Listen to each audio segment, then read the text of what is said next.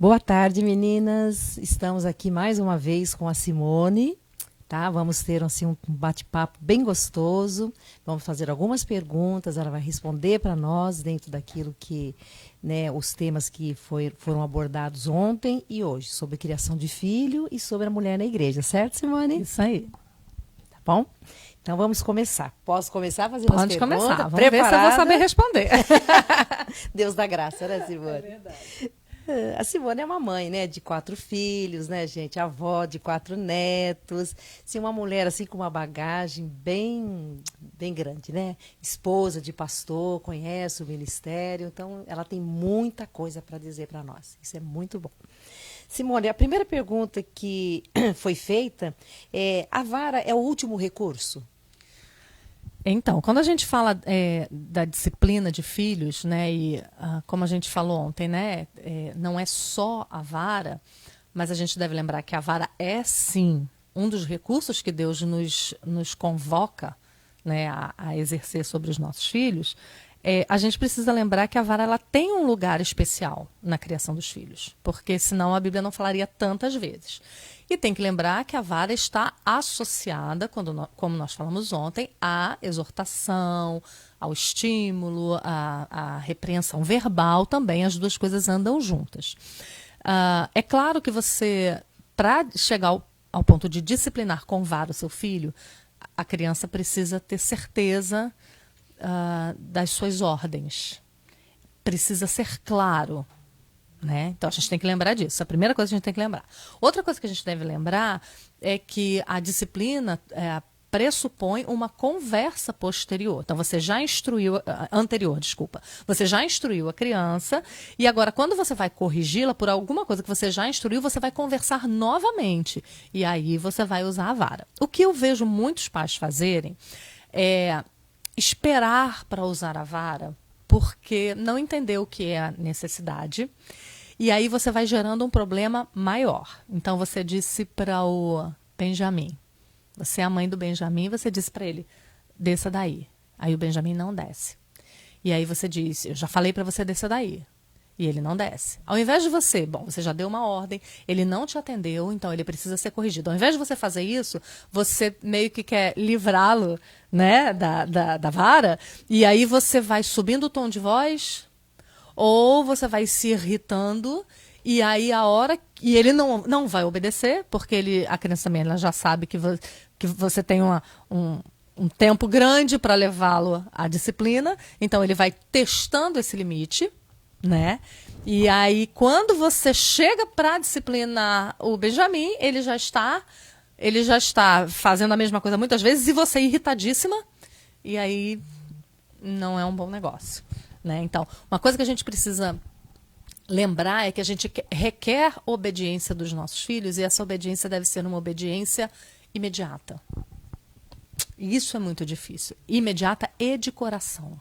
Então, a gente tem que treiná-lo. Se você treinar o seu filho a falar com ele 10 vezes antes de corrigi-lo, ele nunca vai te obedecer na primeira, nem na segunda. Ele vai esperar você chegar ao ponto de já estar irritada para poder te obedecer.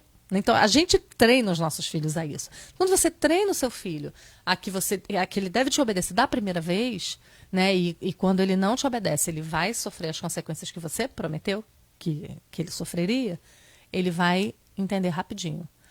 Minha mãe tem palavra. Quando a minha mãe fala, eu preciso obedecer. E isso vai ser transferido mais tarde para o relacionamento dele com Deus. Né? Então a Bíblia diz que eu não devo fazer isso, então eu realmente não vou fazer. Então, quando a gente usa... Porque tem gente que fala assim, não, eu vou conversar, eu vou tentar, eu vou chantagear, eu vou dizer para ele, se você não fizer isso, a mamãe vai ficar triste. Você vai lutando com a criança para que a criança te obedeça. Na hora que a vara chega, ela já chega num clima muito difícil, porque você já está irritada, a criança já perdeu o limite, né? Então, a vara precisa vir logo. Mas precisa haver instrução antes. A gente nunca pode esquecer disso. Tem que ter tido instrução. Em cima disso que você falou, né, que a gente tem que ensinar o nosso filho a obedecer, né? Como se ensina, né, um serzinho pecador que já vem já com a natureza pecaminosa, como que a gente ensina, como treinar um filho à obediência? Isso é repetição. Como qualquer coisa que você ensina a criança, você não ensina a criança a falar hoje, amanhã ela sai falando. Né? Você vai ensinar um versículo bíblico para ela? Todo dia você ensina o mesmo versículo até que ela aprenda. Né? Então, pela repetição, a criança vai aprender. E a obediência é a mesma coisa. Por isso, a constância na disciplina é tão importante. Por isso, quando você diz, toda vez que a mamãe lhe chamar, você venha. Porque se você não vier, você vai ser disciplinado. Se na primeira vez você faz isso, na segunda você já não faz, na terceira você faz mais ou menos, na quarta você não faz também, a criança não sabe mais como agir. Então, ensinar a criança a obedecer é fazer com que as ordens sejam claras e quando essas ordens forem quebradas, vai acontecer aquilo que você disse que ia acontecer. Então, isso dá, inclusive, segurança para a criança. Não só ensina a criança como ela deve agir, mas dá segurança. Ela sabe que ela não está nas mãos de uma mãe que é uma bomba prestes a explodir. Que hoje pode ser que discipline, amanhã não disciplina, hoje pode estar irada, amanhã pode não estar irada. Não, ela vai esperar sempre a mesma coisa de você. Sabe quando a Bíblia fala, seja o seu sim, sim e o seu não, não? Então, se você disse ao seu filho, você não sobe aqui, se você subir, você vai ser disciplinado. Ele subiu, ele precisa ser disciplinado. Né? Então, a gente está ensinando a eles que a nossa palavra deve ser respeitada, porque a nossa palavra, ela é uma só. Né? Isso dá segurança para eles, porque eles vão saber qual é o limite deles. Você acha importante que tudo aquilo que a gente ensine para o nosso filho, a gente tem uma base bíblica, diga para ele que isso tem base bíblica? Sim, eu acho importante. Porque a questão da disciplina não é o melhor jeito de criar filhos, ou um dos métodos para criar filhos. A disciplina bíblica é a palavra de Deus. É Deus dizendo ao seu povo como quer que eles eduquem seus filhos. Né? Então, tem um fundamento. Né? E é muito legal quando a gente ensina isso para os nossos filhos. Quando a gente diz para eles que a gente não está fazendo uma coisa da nossa cabeça, né? Que a gente não está inventando um método novo, né? Mas que a gente está fazendo alguma coisa que tem alguém maior que nós, que nos mandou fazer, que nos instruiu. Né? E isso também dá segurança para ele. Né? A gente não está experimentando, a gente não está testando numa cobaia. Né? A gente tem um caminho para andar, um caminho muito, muito bem trilhado, muito bem asfaltadinho pelo dono do caminho, né? Um caminho muito bem arrumado para a gente passar. Foi Deus que trilhou esse caminho para nós e disse como a gente deveria fazer com os nossos filhos. Isso é segurança para nós. E isso é segurança para eles também. Né? E isso vai ensiná-los também a, em todas as outras coisas da vida, ouvir o que Deus fala a respeito. Né? Então ele vai falar, poxa, minha mãe se preocupa no que Deus diz sobre como fazer isso ou aquilo. Opa, eu acho que eu devo fazer assim também. Né? Como eu vou glorificar a Deus no meu trabalho, no meu estudo, com a namorada que eu vou arrumar para me casar com ela. Né? Então isso também é um ensino. Então a disciplina, sendo feita com o auxílio da palavra, é maravilhosa. Tem um livro chamado O Caminho para o Filho Andar, de Lu Priolo. E ele faz um trabalho, da editora Nutra, ele faz um trabalho muito legal. Ele pega vários temas e dá versículos bíblicos sobre aqueles temas. Então, mentira. Quais os textos da Bíblia que você pode usar ao seu filho quando você for discipliná-lo por causa de mentira? Aí ele dá vários textos. Fazer maldade com o irmão. Sei lá, inveja, cobiça, a criança que é briguenta. E aí ele dá um monte de... Porque às vezes na hora da disciplina você não... Tem que ir lá no Google rapidinho procurar um versículo que caiba aí. E ele dá essa relação. Né? Então é bom, às vezes, quando a gente consegue identificar que os nossos filhos têm um pecado que é um pecado mais insistente nele. Seria bom que a gente estudasse esse assunto. Separasse alguns versículos, fizesse o decorar alguns versículos e a gente sempre recorresse à palavra de Deus. E outra coisa, a gente precisa lembrar que a palavra de Deus ela é viva, eficaz e mais cortante do que uma espada de dois gumes. Né? Então, ao passo que você também está falando para ele, lendo com ele a palavra de Deus, é uma oportunidade também do Espírito Santo agir no coração dele. Né? Outra coisa também que você falou aí, Simone, foi sobre quando a mãe ela vai indo até chegar no grito. Né? Que efeito tem o grito, né? A mãe que grita com a criança? O que isso gera no coração de uma criança? Você pode dizer para nós? Gera medo, gera insegurança. Né? A criança ela se sente agredida. Né? Criança nenhuma gosta de grito. Né? Aliás, o grito é uma coisa proibida na Bíblia, né? Longe de vós toda gritaria, e ira, e cólera, né? E blasfêmia. Então, isso o grito é uma coisa que não deve existir na nossa vida, Então, nós mulheres estaríamos pecando quando nós gritamos com os nossos filhos. Estamos sim. Uma coisa que a gente precisa lembrar é que nossos filhos são nossos irmãos em Cristo. A gente nunca pode esquecer disso. Eles não são um apêndice nosso. Eles não são anexos nossos. Eles são outros seres, outras pessoas. E como pessoas, são nossos irmãos em Cristo. Como é que você trata a sua irmã em Cristo na igreja? No grito? Não é. Seu pastor, os diáconos na sua igreja. Você trata com respeito, você tem tato para falar com eles. Da mesma maneira, os nossos filhos. A regra é a mesma. A regra é a mesma. Eles são nossos irmãos em Cristo. Né? Então, uma coisa que a gente sempre associa muito é a disciplina, erradamente, a disciplina, a severidade na voz, ou a grosseria, ou falar alto. Mas são duas coisas separadas. A disciplina bíblica, a disciplina de Deus, que Deus nos ensina a ter com os nossos filhos, é diferente de se irar, é diferente de gritar, de perder a paciência, de ser grosseiro. Você precisa ser amável e afável o tempo todo. Lembra do texto de Efésios que eu citei ontem, Efésios 6:4, quando fala criai-os na disciplina e admoestação do Senhor? Essa palavra criai-os tem essa ideia de afabilidade, de doçura. Então você pode falar as coisas mais duras do mundo. Você pode ser severa enquanto você está advertindo contra um pecado, por exemplo, mas com amor, sem alterar a voz. Esse é o padrão de Deus. É assim que Deus faz conosco. Né? Ele nos repreende, às vezes, duramente na nossa vida, mas é sempre com amor. Né? E a gente precisa aprender isso. Isso é uma coisa que eu aprendi com a primeira coordenadora de ensino infantil que eu tive, né? A primeira turma que eu peguei para dar aula há muitos anos atrás. E eu era muito novinha, recém-formada, e lidando com crianças de 2, 3 anos. E no primeiro dia de aula ela falou uma coisa para mim que eu nunca esqueci. Ela disse para mim: seja firme e gentil. E é isso. Né? Você não ser doce vai fazer com que a criança ela tenha o desejo de lançar de si o jugo da paternidade e da maternidade. Você não ganha a criança. Né? Então, quanto mais dócil você é, quanto mais gentil você é, não obstante ser dura, disciplinar, firme, não voltar atrás em coisas que você realmente não pode voltar atrás, mas você ganha o amor e o respeito dos seus filhos, porque você também o está respeitando. Então, é muito importante. A maneira como a gente fala, né, é muito importante.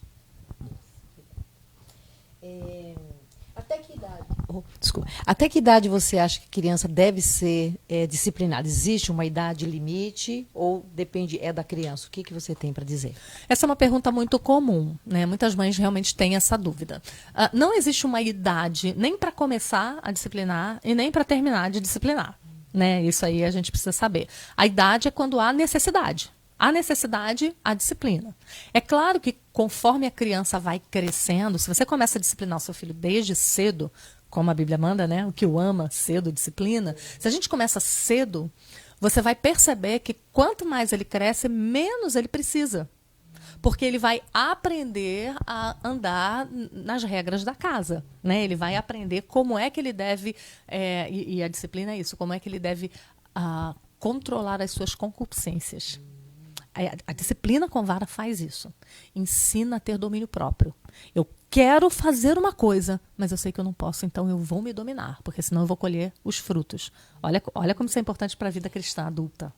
Como isso é importante. Né? Ele vai aprender a negar-se a si mesmo, independente da vontade dele, porque ele sabe que tem uma autoridade superior que está dizendo para ele não fazer aquilo. Então, ele realmente não vai fazer aquilo. Né?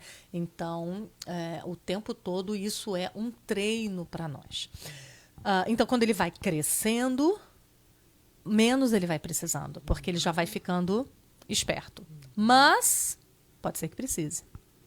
Né? Lá em casa, a gente tinha a varinha lá, né, Davi? Lá no escritório do papai. Ficava lá perto dos livros dele de teologia. A varinha ficava lá. Se fosse necessário... Ali tá ali, né? Tem os lugares escolhidos, né? Estratégicos. Eles sabiam. Então, com 12 anos, eles quase não apanhavam mais. 13 anos. Com 16, não precisou apanhar. Porque passou do limite. E já era maior que o pai. E o pai falou, você deita aí e eu vou disciplinar você. E ele deitou e o pai deu a varinha no bumbum dele. Né? E aí é mais uma coisa moral do que a dor de uma surra. Sim. Né? Porque ele era Mais um dor moral homem do que já. física. A dor era moral, era tipo, realmente eu passei do limite agora. Né? Eu não precisava disso. Né? E o pai sempre falava, que vergonha.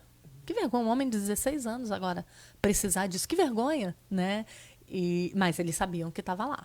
Né? Então, o ideal é que, conforme eles vão crescendo, vá se diminuindo pela falta de necessidade. Né? E eles vão ficando mais treinados a Você vai ouvir. retirando a estultícia, né? Do coração da Exatamente. criança. Exatamente. Que É isso aí. benção. Que é o que você falou ontem. Exatamente. Né? Ok. Então, eu acho que você respondeu uma outra pergunta que eu ia fazer, né? Filhos maiores, como disciplinar? Então, você falou, né? Um filho de 16 anos precisou levar uma varada. Precisou. Agora, tem uma coisa muito importante aí que a gente tem que saber. E eu acho que essa é uma dificuldade de muitos pais. É você acompanhar esse crescimento dos seus filhos e você amadurecer com ele, junto com ele. Isso é uma coisa importante. Por quê? Nós, mães, temos a tendência de achar que o nosso filho ele é sempre o nenenzinho da mamãe. Então, às vezes, ele tem 14 anos, 15 anos e a gente quer continuar tratando-o como se ele tivesse 5. Não pode. Perigoso, né? Perigoso. Principalmente quando é filho homem. Porque o homem, ele nasce homem, ele tem alma de homem. Então, você tem que ir promovendo essa masculinidade dele também conforme ele vai crescendo. Então, como é que você chama a atenção de um filho de 5 anos e você chama a atenção de um filho de 15? Tem que ser diferente. Ou um filho de 20 que ainda vive com você. Você tem que respeitá-lo como um homem que ele é. Até uma filha moça você tem que respeitá-la porque ela já é uma moça. Então você não vai dar passa fora, você não vai gritar com eles. Humilhar na frente das pessoas. Humilhar na frente das pessoas, né? Você vai falar com ele com jeito. Você tem que lembrar que você, aos poucos, está perdendo aquilo que você vai perder totalmente quando ele casar. O domínio sobre O ele. domínio sobre ele. Então você vai começar... Quem fala isso é o Paul Tripp, naquele livro Instruindo o Coração dos Filhos. Porque tem o Instruindo o Coração da Criança, Pastoreando o Coração da Criança, do Ted Tripp, e tem o Instruindo, que já é para filhos adolescentes. E ali ele fala isso, que aos poucos a gente vai substituindo as ordens que a gente dá, né, por influência, conselhos. Isso é uma coisa gradativa. É lógico, teu filho fez 15 anos, bom, a partir de hoje eu não mando mais em você, pede meu conselho, que eu não é isso. Não é isso. Mas aos poucos você vai dando responsabilidade para ele, né? Você vai largando ele um pouquinho para que ele caminhe sozinho. Se você viu que ele caminhou errado, você puxa de novo. Eu brinco com as meninas que é um eterno jogo de solta e puxa. Quando ele é pequenininho, você tá com ele o tempo todo aqui. Porque você tem que ensiná-lo a andar. Conforme ele vai crescendo, você vai soltando para ver se ele está andando. Aí ele não andou direito, você traz, olha, meu filho, aí você instrui. E não é que você não vai mais deixá-lo fazer aquilo, você vai instruí-lo de como fazer aquilo e vai deixar que ele vá de novo para que ele vá ganhando experiência até ele poder caminhar sozinho. Quando que você vai ensinar uma criança a andar de bicicleta? Né? Aos pouquinhos você vai tira uma rodinha, depois tira outra, depois segura no banco de trás até soltar ele andar sozinho. Então isso é uma coisa importante. Então um conselho que eu sempre dou às mães, cuidado com a forma como você trata um filho adolescente. Ele quer respeito. Ele quer um filho menino, ele quer ser visto como homem. Se você não dá isso a ele dentro de casa, ele vai buscar essa afirmação lá fora. E isso é perigosíssimo. Esse é o perigo, né? Perigosíssimo. A menina, a mesma coisa. Se ela não se sente, né, uma moça já que as pessoas ouvem a opinião dela, que querem saber como ela está se sentindo, ela vai procurar uma amiga lá fora que vai dar conselhos tortuosos para ela. Então, os pais, eles precisam ser autoridade e, ao mesmo tempo, eles precisam ser amigos dos seus filhos. Não amigos no sentido ruim da palavra, né? De ser coleguinha, de deixar fazer qualquer coisa. Não é isso. Mas você precisa, ainda mais quando eles são adolescentes, você precisa ouvi-los. A gente precisa lembrar quando a gente tinha 15 anos, o que a gente sentia. E ter empatia por eles, e conversar com eles, e disciplinar quando é necessário. Mas a gente quer tratar os filhos de 15 como os de 5. Vá pro seu quarto fazer isso, isso e aquilo e não quero conversa com você mais. 5, você quer tratar ele como se ele tivesse 15. Exatamente. Que ele tem responsabilidade. Exatamente. Então, falta pra gente esse feeling, sabe? Então, quando você tem um filho de 15 anos, você não fala, desliga essa televisão e vai dormir agora. Você fala, amor, tu não tem aula amanhã? É diferente, ele já está treinado a obedecer, né? Você já instruiu durante muitos anos, agora ele está quase de igual para igual, quase. Né? Ele vai ficar de igual para igual quando ele se casar. Né? Até então ele está debaixo da sua autoridade. Mas você vai falar para ele, filho, você não precisa dormir? Talvez ele fale para você, mas mãe, esse filme está muito bom, amanhã eu consigo levantar. E aí talvez você possa falar, sua responsabilidade. Então você tem que cumprir os seus deveres. Né? E aí amanhã ele acordou com muito sono, ó, não está rendendo. Está vendo que foi ruim? Então você vai usar essas situações para instruí-lo, para formá-lo, para daqui a pouco tomar suas próprias decisões. Porque o que a gente tem visto é uma série de meninos que têm sido criados como crianças a vida toda. Quando se casam, eles não sabem decidir. Eles não sabem tomar decisão. E quando divorciam, voltam para casa dos pais Exatamente. Novamente. Volta a ser o neném da mamãe. Né? Então a gente precisa ter sabedoria e precisa lembrar que eles estão ficando adultos. E você precisa tratá-los como tal. Óbvio, eles precisam continuar te honrando, precisam continuar debaixo da sua autoridade, sim, até o dia de casar. Não existe um limbo aí. Não. Ah, atingiu 20 anos, agora ele é dono do nariz dele. Está embaixo da sua casa, está na sua... Tá na minha casa. Mesmo ele trabalha, ele ganha o dinheiro dele, azar dele. Ou sorte é dele. Tem que respeitar a casa, as regras da casa, ele ainda é seu filho, né? Então, isso é uma coisa que a gente precisa trabalhar, né? De respeitá-lo também como indivíduo e como irmão em Cristo. E acho que uma coisa importante é a gente ensinar a filiação para os nossos filhos, porque ser filho é bom, não é mesmo? Né? Tanto que pai é a figura dele é de pai e nós somos de filho. E sempre. E vamos ser eternamente os filhos de Deus. Exatamente. Né? Que bom. Eu tenho uma outra pergunta aqui também, Simone.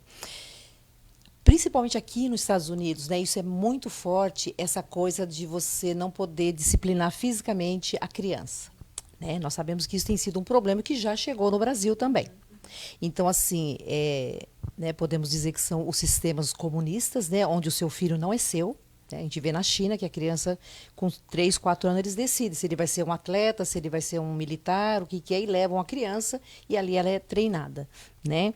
Então, assim, eu tenho que obedecer à autoridade, mas Deus é a autoridade acima de toda autoridade. Mas nós corremos o risco, se dependemos de como a gente disciplinar a criança, e pode acontecer um acidente da criança cair, se machucar, e de repente ela dizer que foi o pai, a mãe que bateu, e esses pais podem perder a guarda do seu filho. Né? Então eu vejo que muitas mães elas têm medo de disciplinar o filho fisicamente com esse medo. Né? O que você orienta essas mães? Né? Eu já vi casos assim, de crianças aqui, a mãe fala, porque eu vou te bater. Se você me bater, eu denuncio você. Né? Uma criança que fala isso para uma mãe, ela não é disciplinada. Tem o respeito, não né? Tem respeito, né? Então, essa revisão, essa disciplina precisa passar por uma revisão, né? Porque é uma rebeldia sem tamanho um filho falar isso para a mãe. Né? Eu acho que é uma questão que a gente precisa sim ter cuidado, né? E isso que você falou, né? Essas formas totalitárias, né? Arbitrárias, né? De querer do Estado querer se meter dentro da sua casa, né? É uma coisa terrível, terrível. Proteger é uma coisa, né? Da violência doméstica é uma coisa. Exatamente, mas a forma como se está fazendo isso não é isso que eles estão preocupados, não é proteção, né? E se são cristãos, então aí já parte para um aspecto de perseguição mesmo, né? Aos cristãos, por causa da fé deles, da religião deles, e a disciplina de filho está dentro da nossa fé, porque é bíblica, faz parte, né? Então eu acho que sim, a gente precisa tomar cuidado, porque a gente está num mundo mal.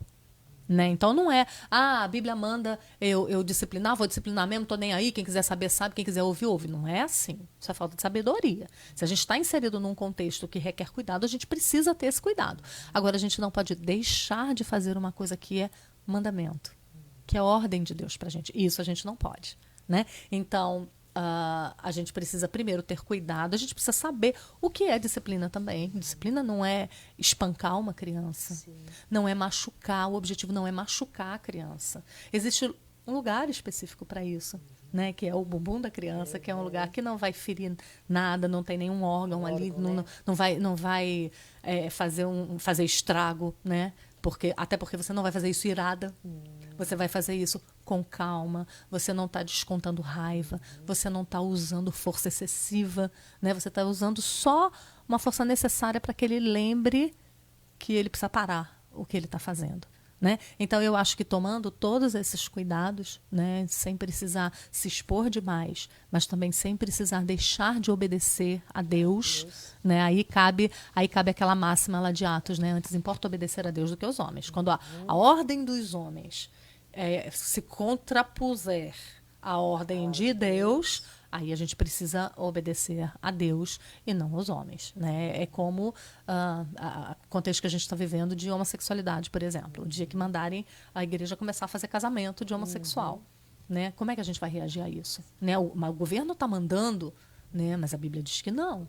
Então, a gente tem que estar disposto, às vezes, a sofrer consequências. Né? E confiar no Senhor. Porque eu acho que ter medo é muito fácil.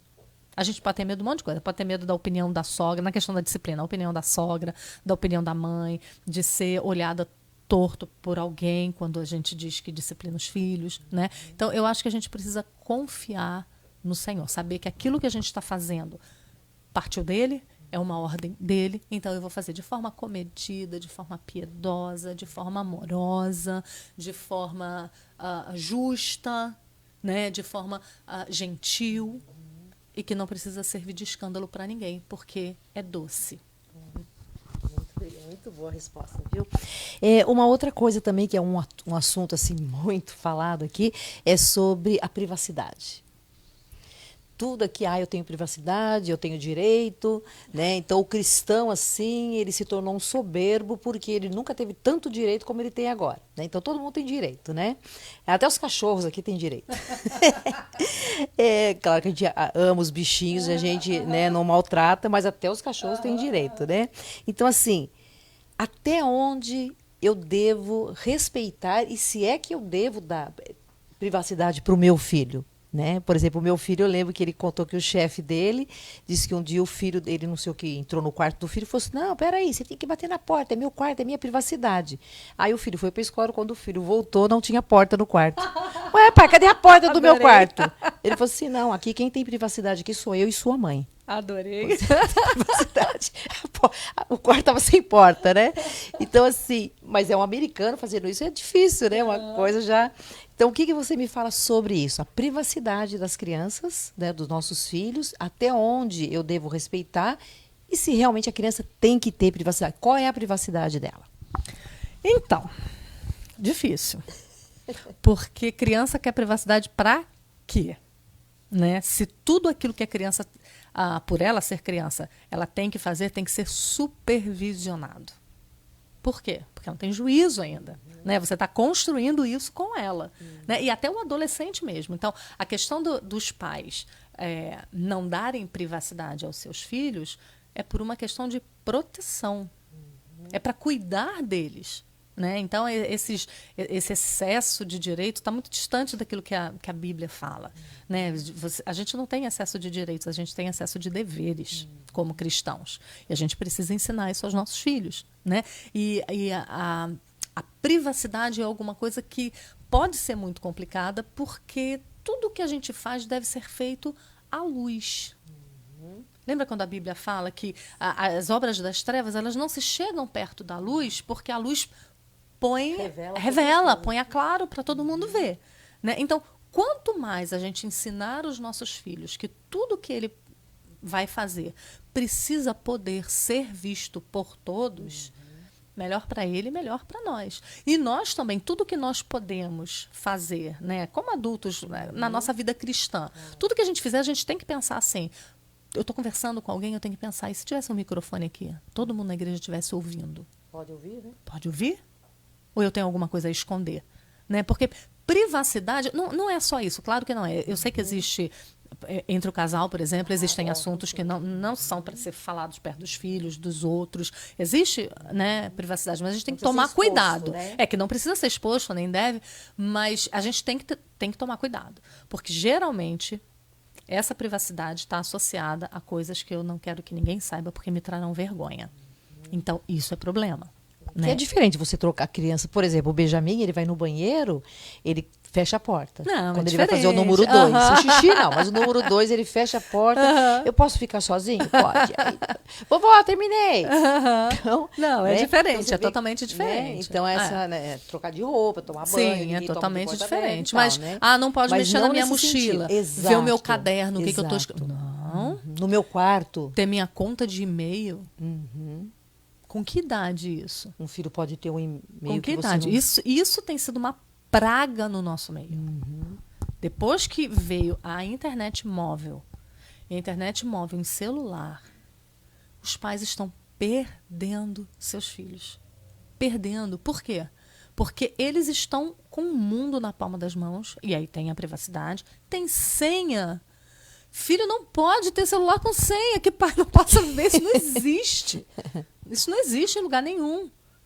Então, o que a gente diz de que é respeitar a privacidade, a gente está cavando um buraco que não tem fundo. É uma armadilha, né? É uma armadilha, é perigo. Criança, adolescente precisa de supervisão. Eles não têm maturidade para fazer escolhas, determinadas escolhas, que são grandes demais para eles. Claro, né? Então, a gente precisa ajudá-los a tomar essas decisões. E como é que você faz isso? Sabendo do que está acontecendo na vida deles. Né? Então, é necessidade.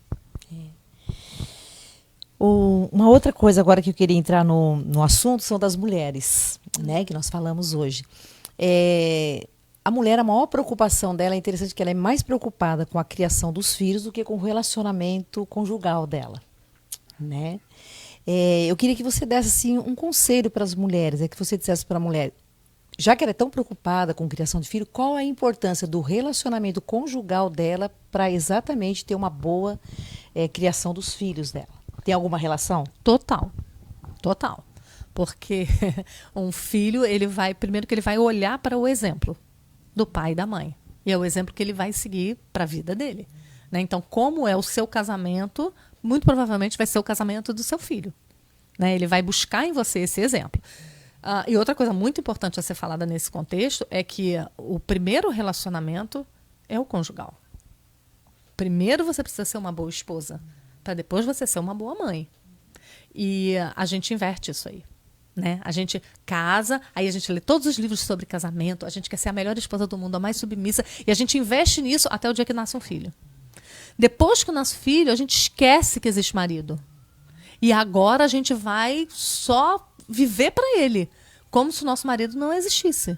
E a gente está atrapalhando com tudo. A gente está atrapalhando o casamento e a gente está atrapalhando a própria criação do nosso filho. Porque filhos que têm pais que são... Eita. Estão buzinando. O povo deve estar querendo dar tchauzinho. Estão com saudade do povo e passa dando tchauzinho de carro. Pais que não têm um bom relacionamento, um relacionamento bem estruturado, eles trazem insegurança para os filhos.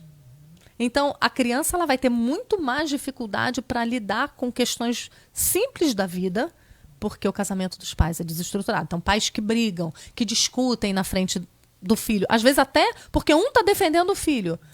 A criança olha para aqueles dois ali e ela fala, bom, eles estão divididos, eu preciso me aliar a um deles. Isso é terrível. Terrível para a criança. O que a criança tem que saber é, aconteça o que acontecer, eles estão juntos. Né? Então, investir no relacionamento conjugal é a nossa prioridade. Esse é o relacionamento mais importante. Até porque, querida, o filhinho vai embora. Ele casa e ele vai embora. E quem fica é você e seu marido. Então, esse é desse relacionamento que a Bíblia diz, vocês são uma só carne. Você não é uma só carne com seus filhos. Você é uma só carne com seu marido. Então, o seu filho é cordãozinho umbilical cortado, né? E ele vai embora. Ele vai embora. Flecha, né? Exatamente, flecha como direta, flecha, jogada para longe. Né? Então, nós precisamos lembrar disso. Né? O nosso relacionamento conjugal é o mais importante. E é exemplo para eles. E é segurança para eles. Eu me lembro uma vez que um casal muito próximo de nós se divorciou. Da nossa igreja, de amigos nossos, né? E eu lembro que nesse dia a minha filha chorava muito. Ela era pequenininha, ela devia ter uns 8 anos. Ela chorava muito e ela perguntou para mim, mamãe, você e o papai também vão se separar? Ela ficou apavorada, né? E eu disse, não, minha filha, tá tudo bem, tá tudo bem. Não é só porque aconteceu com eles que vai acontecer aqui também. Tá então, naquele momento, eu senti, puxa vida, como isso é importante para as crianças. Embora o povo diz que não, né? Não, se vocês não estão vivendo bem, melhor separado, que é ótimo separar, né? E é melhor a mamãe estar feliz com outra pessoa e o papai estar feliz com outra pessoa. Isso é o senso comum, né? Mas isso não é verdade. Que entrou na igreja, né? Que entrou na igreja, infelizmente. Mas isso não é verdade. É melhor você resolver os seus problemas com o seu marido. Que o problema você vai levar pro outro também, vai né? levar pro outro, minha gente. O problema 6 por não é meia o outro, dúzia. né? O problema é a gente, né? É trocar 6 por meia Cada um com dúzia, seus né? problemas, né? E desestruturar a vida dos filhos, né? Então, essa segurança que você passa para os seus filhos, você não precisa ficar dizendo para os seus filhos o tempo todo, olha, tá tudo bem com papai e mamãe, olha, nós somos uma família constante, nós vamos ficar casados a vida toda. Você não precisa disso. O seu dia a dia com ele, a maneira como você dá bom dia pro seu marido de manhã, tá fundando isso no coração dele. Tá botando pedrinhas num fundamento de que casamento é para sempre, de que aconteça o que acontecer, de que eles discordam, mas eles estão juntos, eles vão ver isso na gente. Isso é tão importante para eles, né? Isso passa a ser para eles o divórcio passa a ser para eles uma hipótese que não existe. Porque ele viu isso dentro da sua casa. Né? Eu sempre conto para as meninas, eu brinco, quando eu casei, o dia que eu me casei, meus pais, graças a Deus, são casados até hoje, têm, sei lá, 53 anos de casados. Né? Isso é bênção e exemplo para nós, né? Para outra geração e para os netos que estão vendo isso agora e para os bisnetos que também estão vendo isso, é exemplo. E eu lembro do dia que eu me casei, meu pai não era militar, não, mas era militar de alma. No dia do meu casamento, eu me arrumando e ele disse para mim, minha filha, para essa casa você só volta viúva. Uau! Foi. Ele disse isso para mim. Eu já sabia disso. O divórcio nunca foi uma coisa que passou pela minha cabeça porque... Você não casou até que o divórcio não separe, de jeito nenhum. Eu já Glória sabia que não, porque eu via o casamento deles. Eu via que eles tinham dificuldades e que todas elas eles superavam aos pés de Cristo. Né? Então, isso era um aprendizado para mim. Mas ele fez questão de reforçar. Né? Então, não arrume briga, picuinha e volte para cá para chorar aqui. Resolva o seu problema lá. Na verdade, foi isso que ele quis dizer. Né? E se precisar ajuda, o conselho... Se precisar de ajuda, vem aqui. Mas agora seu lugar é lá, do lado do seu marido. Né? Então, como isso é importante? Porque eu completei agora 30 anos de casada, em dezembro. Né? Nunca foi uma possibilidade. Nunca foi. Claro, e olha que a gente já passou por muitos momentos difíceis, né? Por dificuldades que todo casal passa, né? Embora os dois sejam crentes, mas somos pecadores miseráveis. Eu muito mais do que ele. Seu esposo, isso é importante. Eu muito mais do que ele, mas nunca passou pela cabeça. Então, quando você não tem essa opção, o que você vai fazer? Bom, eu tenho que viver ao lado desse homem o resto da vida, né? Vamos fazer esse trem ser bom, né? Vamos trabalhar para que a gente viva em paz e glorificando o nome de Deus, espelhando ao mundo o que é o amor de Cristo pela igreja e da igreja por Cristo, seu Salvador, né? Que é o que o casamento representa. Né? Então, você ter essa certeza e você passar isso para os seus filhos, olha, tenha coragem para enfrentar os problemas que vocês vão ter. Né? Não sejam covardes. Agora eu não quero mais. Né? Então, isso é um ensino que parte do seu casamento. Então, investir no seu casamento é prioridade. Então, se você tiver que escolher entre ler um livro, você não tem tempo para ler 2, você só pode ler um. Lê um livro de como ser uma melhor esposa, depois você lê sobre criar filho, né? Porque você vai precisar muito ser uma boa esposa. Exatamente. Gente, é complicada a coisa, né?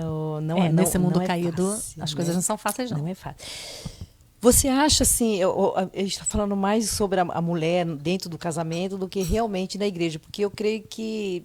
Né, que dentro da família dela vai espelhar ela dentro da igreja. Exatamente. Né? Você acha que está faltando entendimento para as mulheres, principalmente, né, do que é ser igreja? Qual é essa relação de igreja e Cristo com o casamento, marido e mulher?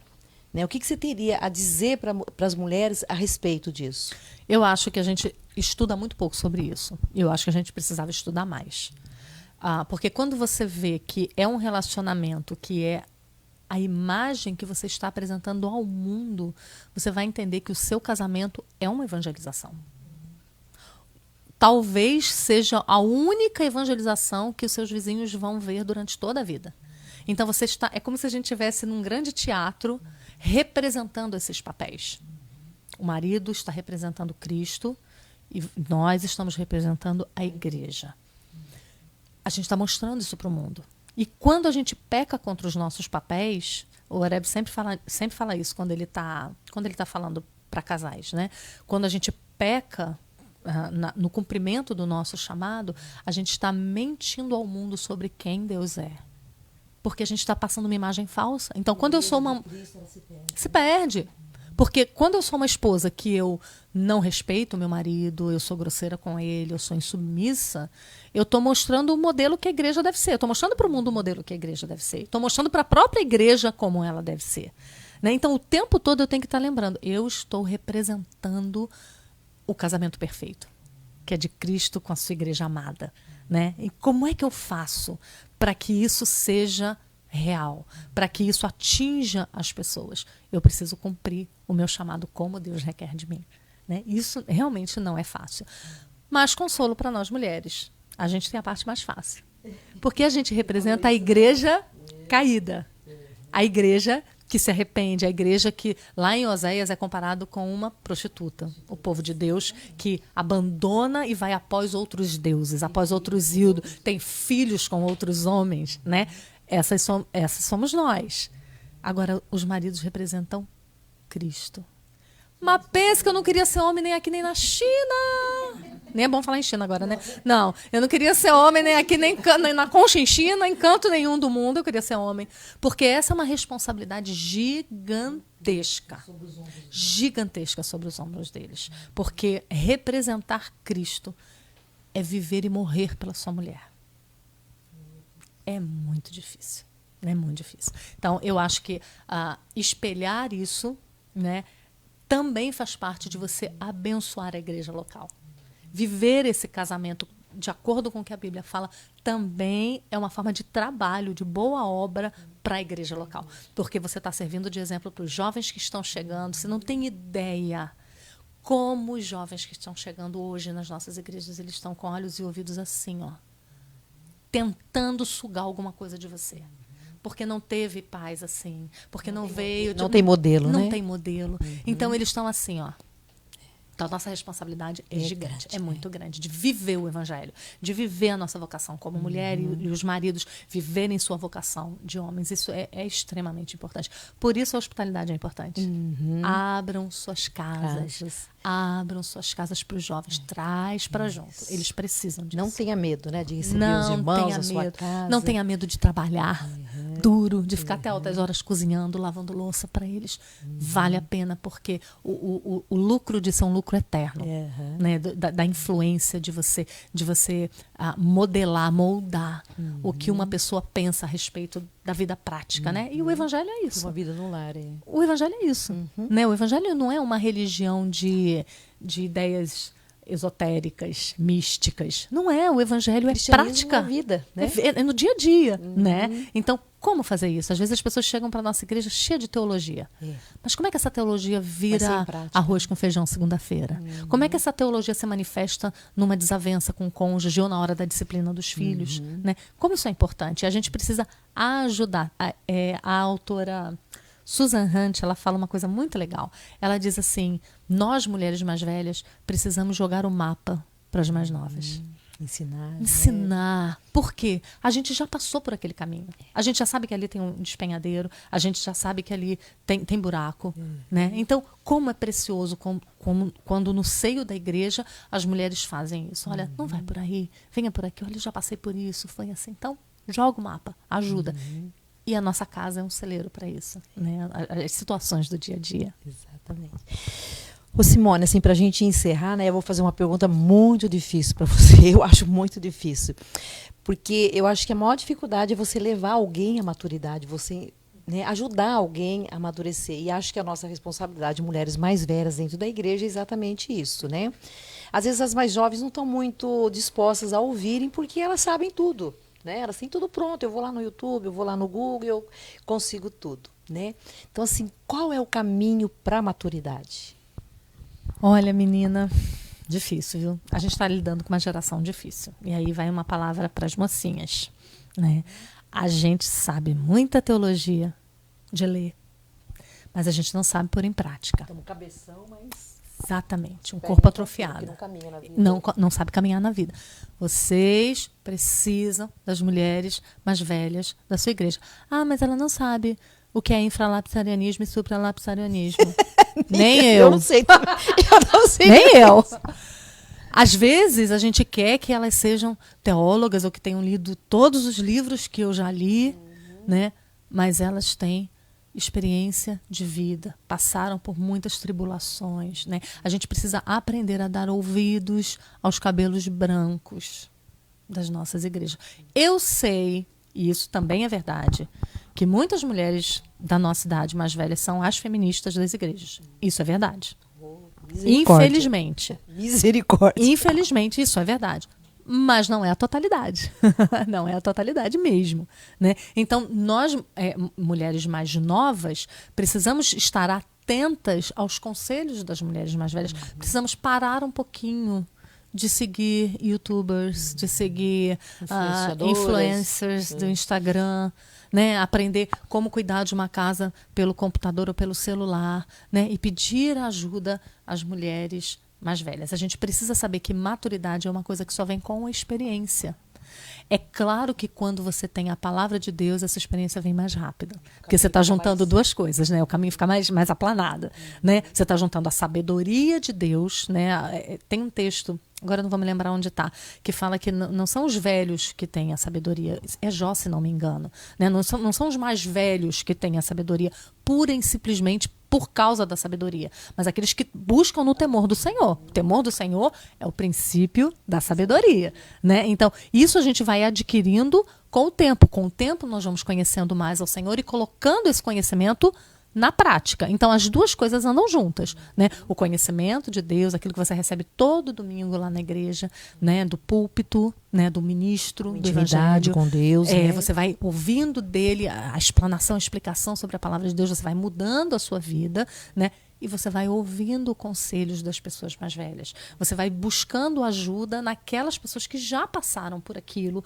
e que vão saber, biblicamente, te orientar. Né? Então, a maturidade, não adianta você querer forçar, né? Uma moça de 20 anos ter a maturidade de uma mulher de 50. Não vai ter. Porque só os anos e a experiência... Lá em casa é muito engraçado, porque de vez em quando eu falo para os meus filhos, né? Não, isso aí não, porque vai acontecer isso assim, assim. Aí quando acontece, eles falam, mãe, como que você sabia? Mas essa mulher tem bola de cristal, não é possível não? Eu falo, não é, gente, é porque a gente já viu tantas situações iguais que a gente já sabe como termina, né? Você começa a ler a vida de uma forma mais madura, mais experiente, por causa dos anos. Então também não queira ser, às vezes eu converso com moças que falam para mim, eu tenho 25 anos e eu quero ensinar as mulheres a como respeitar o seu marido. Você não é casada ainda, né? Então, calma, vai ter tempo para isso, né? Por enquanto, se instrua. Instrua as meninas de 12, instrua as meninas de 15, né? Que estão passando pelo namoro ainda. 15 não, né? Ensina o adolescente a fugir do namoro na adolescência, a esperar ficar mais velho, a ver qualidades para escolher. Você tem coisas a ensinar também, mas não queira passar a carroça na frente dos bois, né? Não dá para fazer isso. Fica né? complicado, né? E nós, mulheres mais velhas, também precisamos ter doçura e sabedoria para fazer isso. Porque as mulheres mais novas às vezes não querem e às vezes as mulheres mais novas querem muito. Elas querem uma guru. E não é assim que funciona no reino de Deus.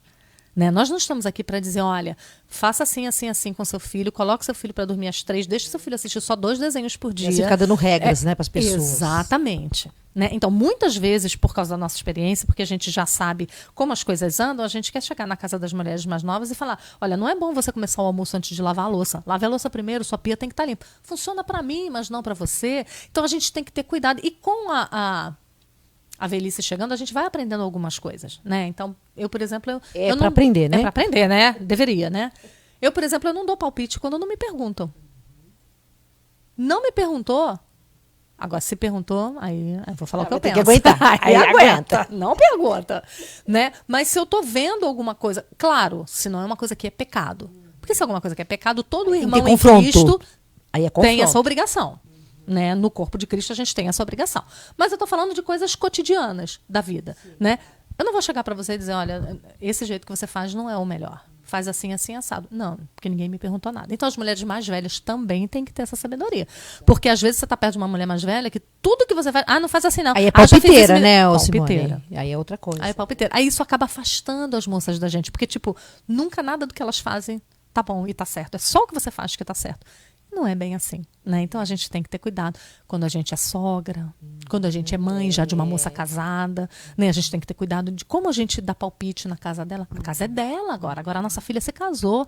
Agora ela está debaixo da autoridade do marido dela. Então tudo isso a gente precisa ter sabedoria para que ao invés de querendo ajudar, a gente não atrapalhe. Não querer dominar, né? Não Ficar querer dominar, dominando todos exatamente. os espaços, né? Exatamente. Ai, que bom. Nossa, Simone, muito bom, viu? É um prazer. Por mim, a gente prazer bater esse continuaria papo. assim, bate um monte mais de perguntas que eu poderia fazer para você, né? Eu tenho certeza que as mulheres vão estar ouvindo, talvez no coração delas vai surgir muitas perguntas, né? Mas a gente vai ter outras oportunidades. Se Deus quiser. Tá se bom? Deus quiser. E agradecer, sabe? Te agradecer sua disposição. Dizer que o seu filho é uma gracinha, o Davi. Pena que ele não fica por aqui. Ele é uma gracinha, um menino muito bom, atencioso, viu? Uma família, assim, que a gente já está aprendendo a amar. Ah, que Viu? delícia. Tamo O corpo de aprendendo. Cristo é uma delícia, né? Exatamente. Né? Eu que Parece que a gente já se agradeço. conhece há muitos verdade, anos. é verdade. Você esteve aqui o ano passado, eu não estava, que eu estava no Brasil ajudando a minha irmã. Mas foi um prazer. Viu? Prazer foi um todo prazer ter recebido você. E eu gostaria que você agora fechasse com chave de ouro, tá? Que assim, do teu coração, o que você tem para dizer para nós, as mulheres aqui nos Estados Unidos, no contexto de imigrantes, você mais ou menos já sabe como é. Gostaria que você fechasse dando uma palavra para todas elas. E eu desde já agradeço pela audiência, pelas irmãs que participaram. E vou deixar com a Simone agora para ela encerrar. Gente, eu que tenho que agradecer, né? Estou sendo recebida aqui igual princesa, muito bem recebida, e sou grata ao Senhor por isso. Eu sei que isso é um trabalho que vocês prestam ao Senhor em primeiro lugar, e isso será recompensado, né? Então, muito obrigada pelo carinho, porque às vezes a gente só recebe, mas não tem carinho, né? Só recebe, dá uma comida boa, mas não tem carinho, né? Mas eu sou muito grata a vocês. Ano passado, quando eu estive aqui também, eu passei, foi uma fase muito difícil que eu enfrentei, né? Com denúncias, inclusive sobre vara, né? Quando eu estava aqui em Boston, foi quando a bomba estourou, e vocês aqui também foram muito, muito queridas comigo, né? Foram família para mim aqui, né? Então, eu já tenho uma história de amor com essa cidade. Muito bom. Eu agradeço, se Deus quiser. E agradeço muito por isso. Sou muito grata ao Senhor. E eu queria terminar dizendo para vocês, meninas daqui e do Brasil também, acho que são imigrantes, que estão num contexto difícil, longe da família, né? Que confiem no Senhor, que busquem ao Senhor. O Senhor é o nosso único tesouro. É a pérola de grande valor, né? Que vale a pena deixar tudo para adquirir, né? Então que o Senhor tenha misericórdia de nós e nos ajude, cada qual na sua realidade, umas longe da família, outras perto da família, uma na sua terra natal, outras distante, cada qual com as suas lutas, com as suas dificuldades, necessidade de sobrevivência, às vezes tendo que trabalhar porque o marido está desempregado, às vezes com filhos doentes, né? Cada mulher enfrenta situações muito peculiares e que dificultam a sua caminhada, né? Mas que a gente saiba e tenha sempre a certeza de que nós estamos trilhando o caminho para a cidade celestial. Nós estamos andando num deserto, né? Aqui não é o paraíso ainda. Nós somos peregrinos em terra estranha, né? Nós estamos caminhando rumo a adquirir o penhor da nossa herança, né? E isso é um consolo muito grande para o nosso coração, né? Que a gente está nessa estrada, não está sozinho, né? A gente lembrar que as dificuldades, as tristezas e os problemas que a gente passa são peculiares dessa vida.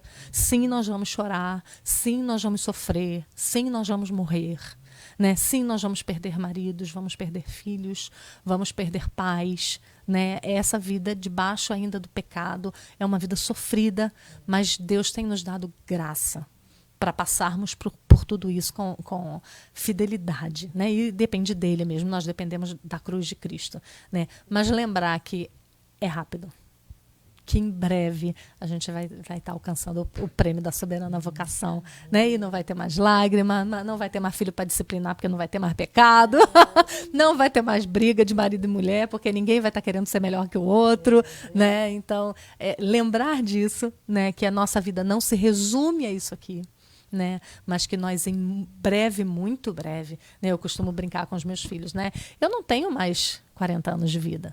Não tenho mais, eu já vivi 50, então já passei muito da metade, né? Então, a gente está morrendo, né? E isso não é uma coisa ruim para nós, né? Isso é uma esperança. Quando finalmente nós vamos ser, e isso é uma coisa que eu sempre lembro, que quando um servo de Deus morre, a maior alegria de quem está em volta é saber, agora ele não precisa mais lutar contra o pecado. Agora ele finalmente vai conhecer a Deus, né, como nós somos conhecidos, e ele vai ficar livre desse mal tão devastador que é o pecado, né? E isso é um consolo para a gente. E é assim que a gente deve caminhar. Que Deus nos abençoe e nos ajude nisso. Né? Nada, imagina.